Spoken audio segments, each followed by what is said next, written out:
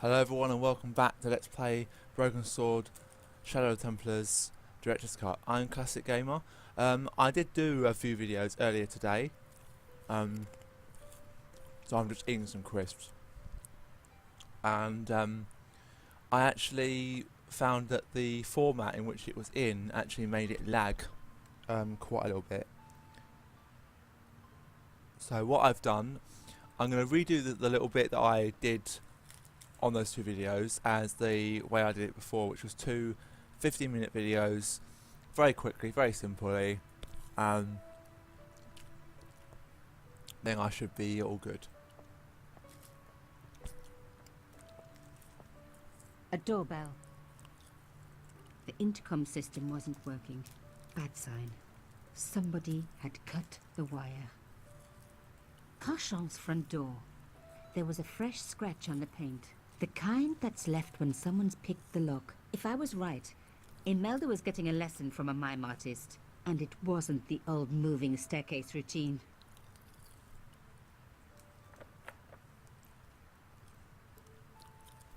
Locked? No way was I going to break through a door like that.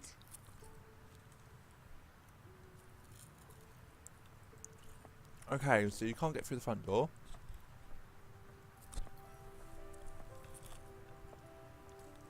If only I could get up to the window. That broken window looked like the best way in. Just your average modern art retaining wire. It was held in place by wires. Maybe it wasn't art after all. Maybe it was a cell phone transmitter. People say, what's the point of modern art? I say, isn't it obvious? Fixed tight. Presumably to stop critics stealing it. Who else would want to? Fixed tight. Presumably.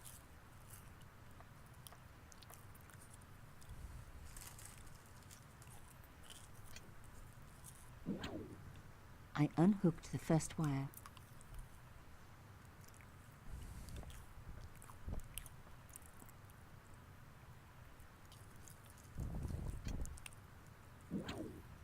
I released the second wire. Even with both wires removed, the statue remained upright.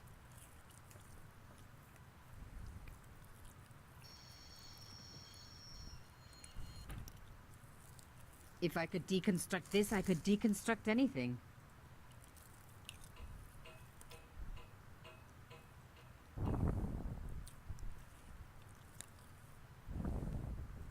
The plastic sheet was thick and strong.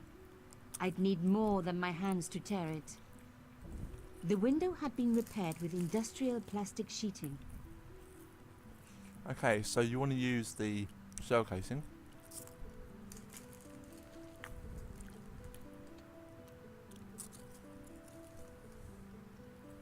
Now that's what I call modern art.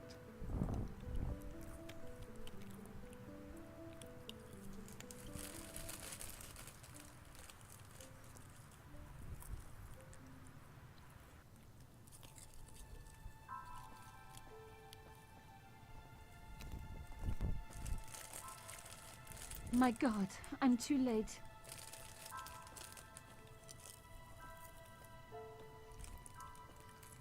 Imelda. Oh no. Nico? Don't worry, you're going to be all right. You know that isn't true. It was Merlin, wasn't it? Dressed as a cavalier. How absurd. You came to warn me, didn't you? I must be crazy. Let me see you, Nico. All this time you were just using me. Which one is the real Imelda? You are an extraordinary girl. Thierry would have been so proud of you. You didn't know my father. So like him. Something about the eyes. I wish we'd had time to get to know each other. She was gone. She cheated me, lied to me, used me. But why?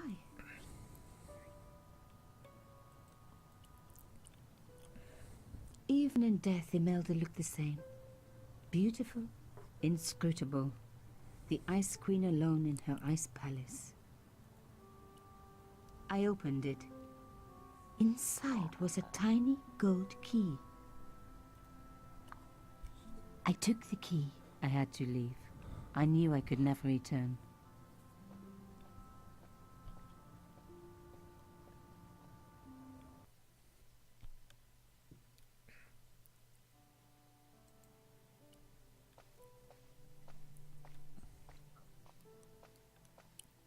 No messages for me.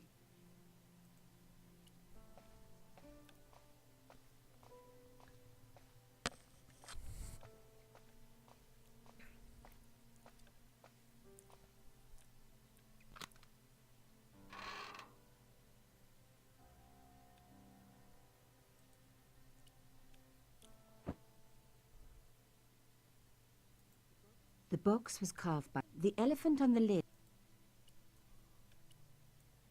I took out the key. I couldn't believe it. Imelda's key opened my father's box.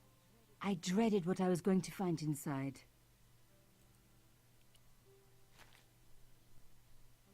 Hotel St. Georges, Algiers, Friday. My darling Thierry, by the time you read this, you'll be safely out of Africa. You need not fear. Pierre and the organization do not know who you are really working for. Or about us. Did you think I would betray you? I could not. You wanted me to leave him, but I don't have your courage. I know too much of what has been going on here. They would find me and they would kill us both. Enjoy your life in Paris, Thierry. Your life of honor, of patriotic duty. Do they give medals to spies? No. They'll just give you a funny job in an embassy somewhere. I could never share that with you. Imagine me, a diplomat's wife. So I must stay here with Pierre, the two of us bound together by what we have done to this country. Au revoir, my love. You will be in my heart until I die. Imelda.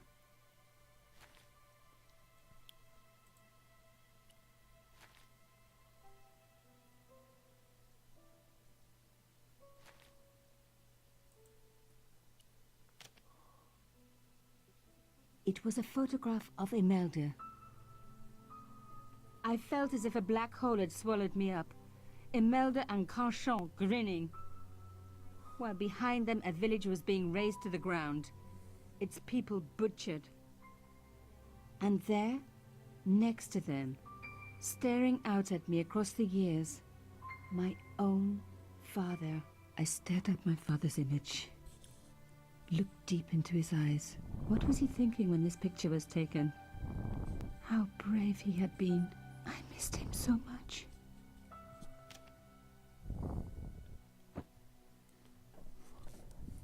He and Imelda must have fallen in love. She'd found out who he really was, so he had to leave. It had broken her heart, but she had never revealed it to anyone. I knew I couldn't either. Whatever he was doing, he'd had good reason to keep it secret. I decided I would respect that and tell nobody.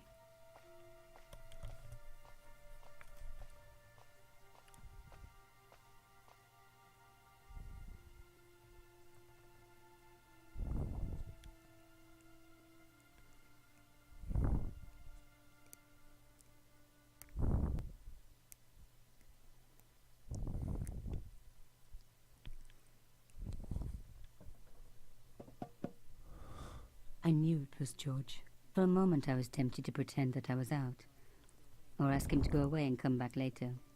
But then... Come in. Hello, George.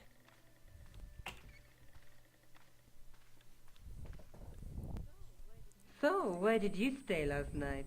At McDevitt's. I got to drinking with Doyle and a couple of the guys. That explains why you look so ill today. Did you get any sleep at all? Not much. I had to share the room with another guy. Did he snore? Hardly. He was dead. Then Leary woke me in the middle of the night to help bail out the cellar. The cellar was flooded? Yeah, some idiot had left the faucet running. And you say Pigram has disappeared? Without a trace. But my visit wasn't a complete waste of time.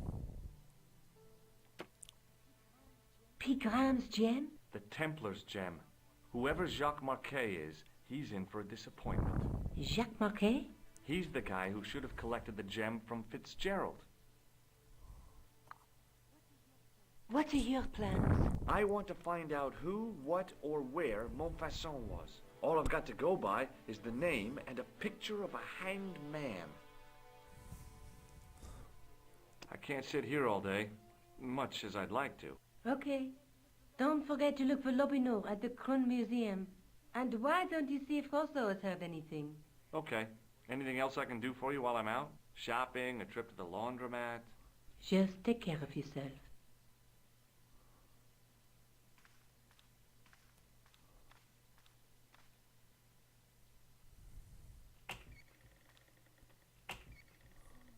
I so much wanted to talk to George about everything that had happened, but I knew I never could.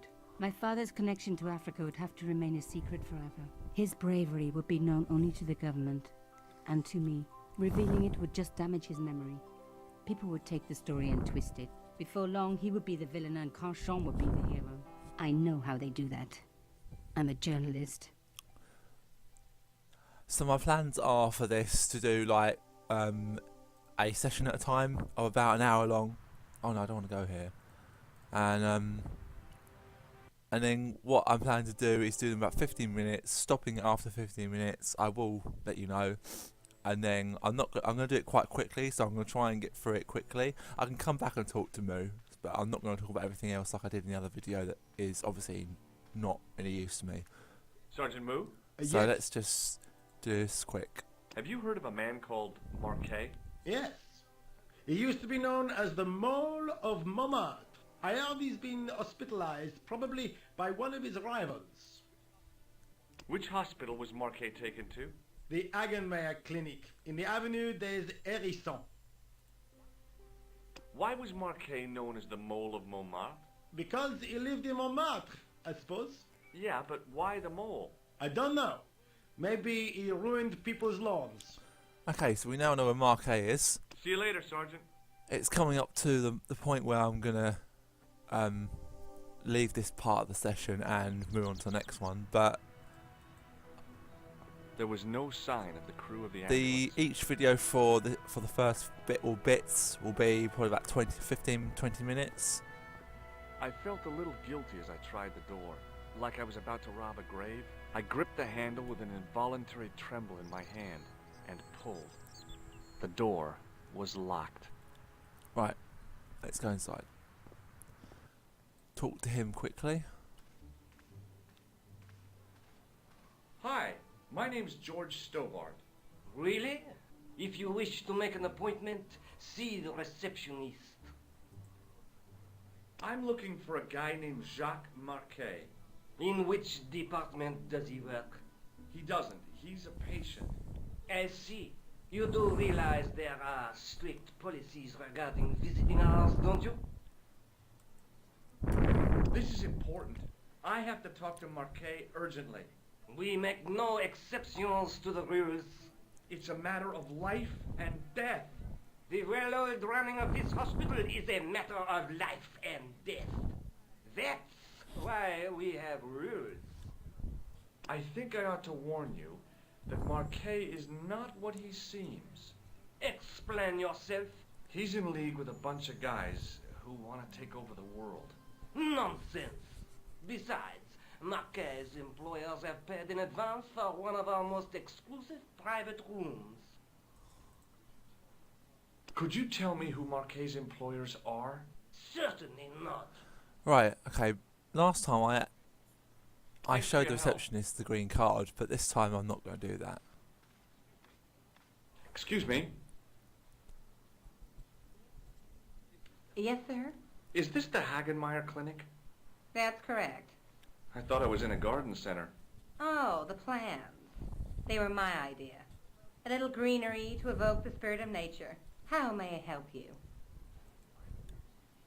I'm here to see Jacques Marquet. Oh, yes. Are you related to our client, sir? Yeah. Yeah, I'm his long-lost brother. A brother half his age with a different name and an American accent. Yeah, people always say that. I blame Mom. We were separated at an early age. After a mix-up in the nursery at the Oakland shopping mall. I've never heard anything so ridiculous in all my life. I guess not. Has Marquet been visited by a man in a clown costume? Oh, no. You haven't seen a man in disguise? Well, there's Theodore the bear. He comes every Thursday to entertain the children. Personally, I think he scares them half to death in that crummy old bear suit. If I was stuck on my back with tubes in every orifice, he's the last person I'd want to see. Has Marquet had a visit from a pair of gangsters? I should hope not. Can you describe them? A thin guy who looks like a weasel and his friend, the gorilla. Sounds as if they escaped from a zoo.